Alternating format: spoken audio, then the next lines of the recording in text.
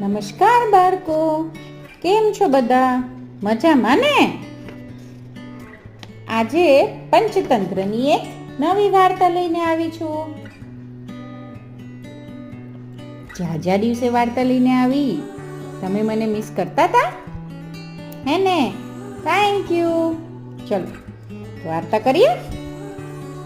આજની વાર્તાનું નામ છે નકલખોર કાગડો. એક મેદાનમાં ઘેટા ચરતા હતા. એક મોટું હતું અને બે બચ્ચા હતા.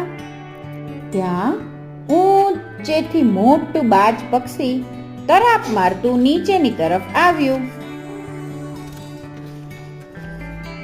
અને બે માના એક બચ્ચાને પંજામાં પકડીને પાછું ઉડી ગયું.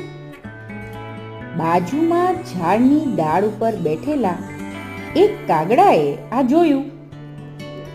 એને થયું, બાજની જેમ હું પંજામાં પકડી મારા માળામાં લઈ જાઉં.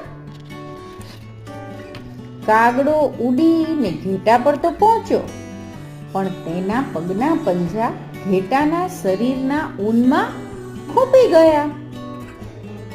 હવે કાગડો બેબાકડો થઈ ગયો. બૂમો પાડવા લાગ્યો, બચાવ બચાવ. કાગડાની ચીસો સાંભળીને બાજુમાં બેઠેલ ભરવાડ દોડી આવ્યો. ભરવાડે કાગડાને હળવા હાથે પકડ્યો અને મહેનત કરીને તેના પગ ઊનમાંથી કાઢ્યા.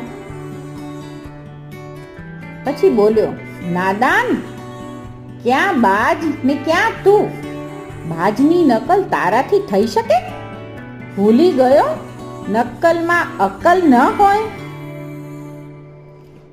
સમજ્યા બાળકો?